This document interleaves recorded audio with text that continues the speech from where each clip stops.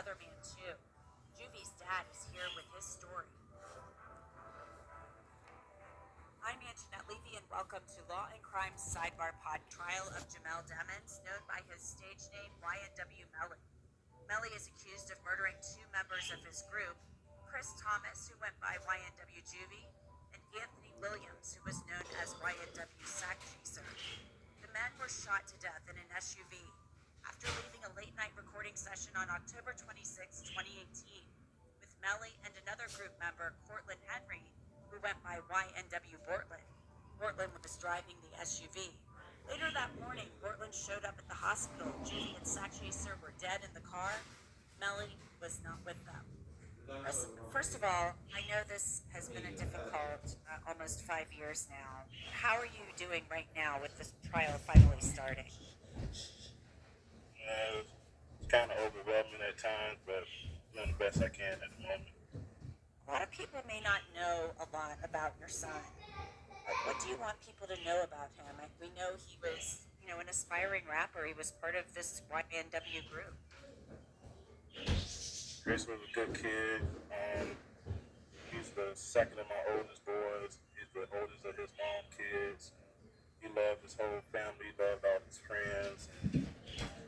He just got caught up with being too loyal and got betrayed by one of his so-called friends. Sad situation for everyone.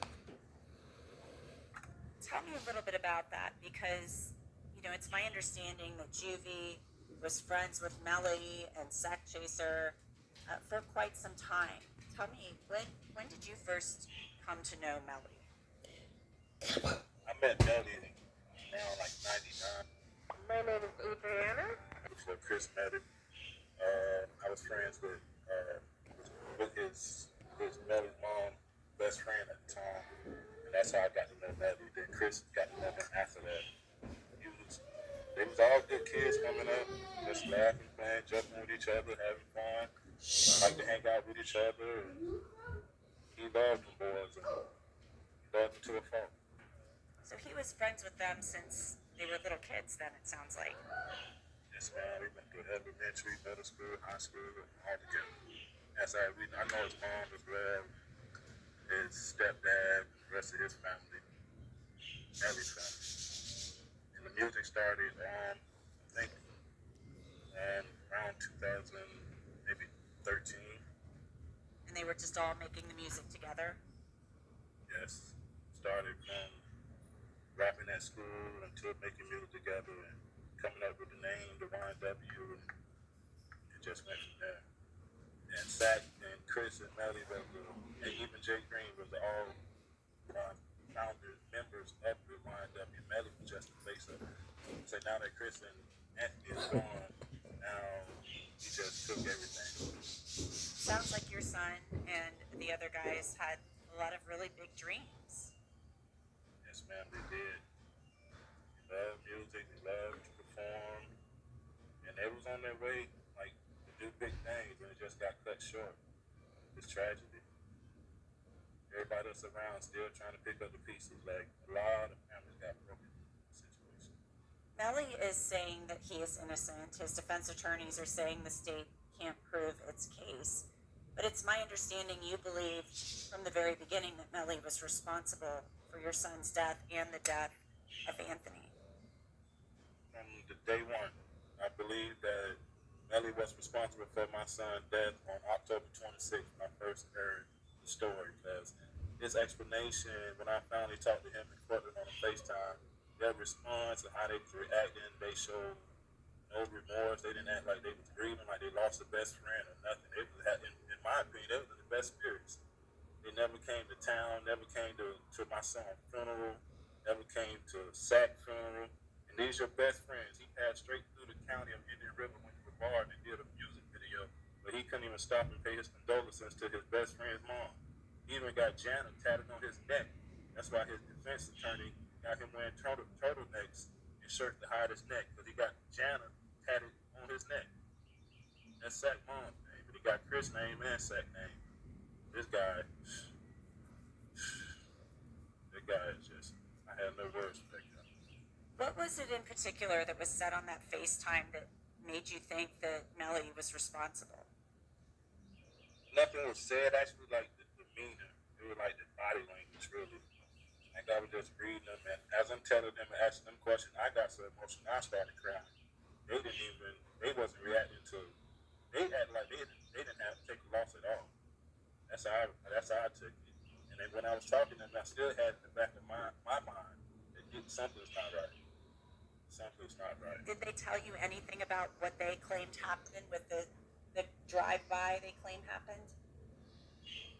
No, they had absolutely no explanation. Like we had to figure it out just like the police. Chris, why do you think that this happened? Why do you think, Melly did this? Because, Melly is on trial. The state has to prove it beyond a reasonable doubt that he committed these crimes. But why do you think this happened? I think the story about the 200,000 with Anthony was a true story because it's not reported. But Chris told me the same story, and also the $500,000 play. And Melly was going to get 200,000. Zach was going to get 200,000. Chris was going to get 100,000.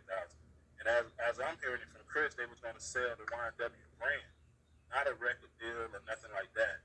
It was like for the brand itself. By them being founding members, they was going to get a piece of the pie. So I don't think Melly did it on his own. I think that manager guy got in his ear and did a little divide and conquer because if it was up to Sack, it would never be a 100K management. They were going to sell the YNW name for licensing or to sell products. What do you mean they were going to sell the name? The marketing, licensing, stuff like that. They didn't want to go up on the bigger umbrella just to push them. I think push the brand more globally. That's what I'm thinking. And so you think that Melly wanted a bigger cut of that then? I think Melly didn't want to give them guys nothing. He wanted to be the only one to shine. And then they came to town next day and gave the mothers 15,000, the other mother 10,000. So I thought to myself, if Sack was going to get 200,000, Chris was getting 100,000. If we could pay these people 25,000, keep 275,000. That's how I saw it. It just nothing added up. Melly still to this day for me to hear all of them boys his best friend is an insult. That was an insult. Was there any sign of bad blood before your son's life was taken and before Anthony was killed? Or was there any tension there that you knew of? Not with Juvy, not with Chris, but you heard things about him and Anthony getting into like altercations about disputes about money over certain situations, and they got in a fight prior to that. They said, like, the story that they say Sack beat him up and knocked his goals out in front of his girlfriend, and like 2 days later, I think that's when the incident happened. Chris, I know that something that has to be really hard about this is the fact that there are relatives here, relatives of Cortland Henry, who are also relatives of the victims. Yes. Chris and Cortland share a sister, and she's my daughter. Her and Chris had the same dad, which is me, and her and Cortland share the same mom. And she took the side of Melly. She still to this day. Are you looking to Facebook, Instagram, to go live with free Melly shirts, and they just got her brainwashed with the money. They just showering her with gifts in Portland and got my daughter just brainwashed to the fact that she wishing the killer of her brother was free. I just don't understand it. That's a heartbreaking feeling, man. For me to see that daily her saying that, that's just heartbreaking. Do you talk to your daughter about this? We haven't talked. She was living with me up until the time shortly after the funerals, and then we went our separate ways. I haven't talked to her in over 2 years. So it sounds like you've lost 2 children. Yes, ma'am. Them the 2 that look like me the most, and it's crazy. Are you hoping that this trial, maybe at the end, things can change with your daughter? Yeah, once she see the truth and the boys get convicted, I'm hoping that her whole demeanor change. But knowing them, they're gonna be like, wait till the appeal. He's still innocent. Wait till the appeal. But just have to wait and see. It's gonna be a process. I know you watched a lot of the first day of the trial. How did you feel it was going so far, and have you watched today as well? Yes, ma'am. I just a long process. We just got to trust the process in my book. And I think she's doing a good job. I think once the ballistic, forensics, the cell phone, and when it showed that Chris got shot on his left cheek, first he got shot from this side of the car, left cheek, with stifling on his face and the burn marks on his face from the gun muzzle. All that's going to point in one direction to that guy that was sitting in the back driver's passenger side, back driver's side. And Christine Bradley, the prosecutor, had said yesterday that the medical examiner is going to testify that before the shots were fired into the vehicle, that your son and Anthony, they were already dead. Yes. When those shots went into the vehicle, they had already been shot, and the fatal shots came from the back seat. And that's the testimony that's expected. Yes, ma'am. I understand. Yes, the shot that Chris left cheek was the fatal shot that took him out, and then when he staged the drive-by, the shots from the back, they could tell by the way Chris' body was slumped over how like it was staged after the fact. Yeah, I guess that's gonna come out. I can't wait. That's gonna be breaking news. And Chris wasn't killed in the drive-by. I know that for a fact.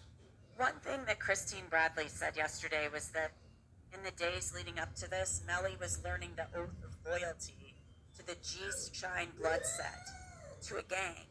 Did you know anything about that? Had your son ever discussed anything with you about this gang that Melly was allegedly becoming a part of? No, that was something he was doing in his private life on his own, separate from Kristen. And Christine, the lawyers were always saying that Chris lived in Miramar. Chris never lived down there. Cell phone evidence will show that Melly was in the back seat. They got the surveillance camera of him getting in the back seat. And they also showed the phone. They show him going around the car twice, like shooting up the car or whatever. And then once he gets out the car, they have him getting out the car as well. And on the side of the road, then he made the FaceTime phone call to Felicia Holmes, Mariah Hamilton's mom. And she's going to testify to that. And she saw him on the side of the road in the bush and talking about he think that Juvy'S and Sack was murdered or dead or whatever. And in my opinion, like at that time, like who told him that? So he had to have knowledge of something. So I just think, in my opinion, in my opinion, but me, it was an open and shut case. I think Melly's guilty as charged, and I wish nothing but the death penalty. was that Jamel Demons is a member of the G Shine blood set. This is not a stage personality. This is not an actor.